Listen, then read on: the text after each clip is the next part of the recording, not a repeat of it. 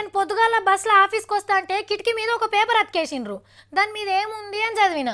ఇంటి దగ్గర ఉండే జాబ్ చేసుకోవచ్చు, నెలకు 15,000 ఈజీగా సంపాదించవచ్చు, ఫర్ కాంటాక్ట్ ప్లీజ్ అని కింద ఫోన్ నంబర్ ఇచ్చిండు. అటు ఇంకా ఫేస్బుక్లో ఒక వార్త పంపిర్రు, మీకు పాస్పోర్ట్ ఉంటే చాలు వీసా గీజా మొత్తం మేమే చూసుకుంటామని, ఈ నంబర్ని సంప్రదించగలరని కింద పెట్టిండు. ఇక వాట్సాప్లో మీరు మా కంపెనీలో జాయిన్ అయ్యి ఇంకో ఇద్దరిని జాయిన్ చేపిస్తే మీ జీతం డబుల్. ఇగో ఇట్లా మస్తు వార్తలు చదువుతుంటాం. మరి నిజంగా నాసొంటి జాబులు ఇస్తారా? సేమ్ గిసొంటి మెసేజ్లు నమ్మే మనోళ్ళు ఒట్టిగానే మోసపోయినరు. కొలువు చూపిస్తారని ఆశకొస్తే సుక్కలు చూపించిండ్రు మనోళ్లకు. టాటా, రిలయన్స్, విప్రో, టెక్ మహీంద్రా కావాలి.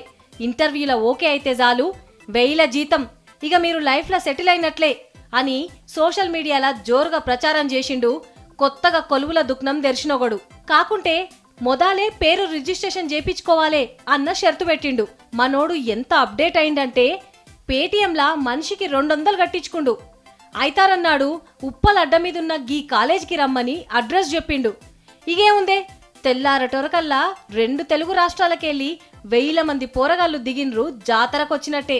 బీటెక్, ఎంటెక్, ఎంబీఏ, పీజీలు చదివిన పోరగాళ్లకు చూపించిన కొలువులేంటియో తెలిసినా? వాచ్మెన్లు, సెక్యూరిటీ గార్డులు, షాయలు అందించే ఆఫీస్ బాయ్లు. ఇష్టముంటే జయ్యుండ్రి, లేకుంటే నోరు మూసుకొని బొండ్రి, ఇంతకంటే మంచి మంచి కొలువులు ఎవడిస్తాడు మీకు అని దుల్పరిచ్చిండ్రట. ముందే ఎండకాలమాయే, అరిగోస పడుకుంటూ వచ్చినోళ్ళైరి. ఆమంట ఈమంట ఎక్కువై షిగాలూగిన్రు పోరగాళ్ళు. అద్దాలు వాళ్ళ కొట్టిండ్రు, కుర్చీలెత్తేసిండ్రు, రోడ్డు మీద ధర్నాలు చేసిండ్రు ఆ ఎర్ర టెండల్నే.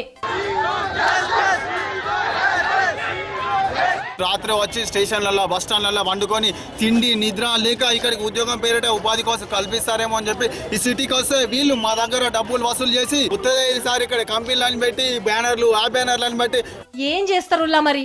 కొలువిస్తామంటే కొండంత ఆశాయ్. 200 అడిగితే 2000 కూడా ఇస్తారు. 20,000, 50,000 ఇచ్చి మోసపోయిన వాళ్ళని ఎంతమందిని చూడలే. గిట్ల ఎన్ని మాటల ఎంతమంది చేతుల మోసపోతే ఒక జాబ్ వస్తుందో పో.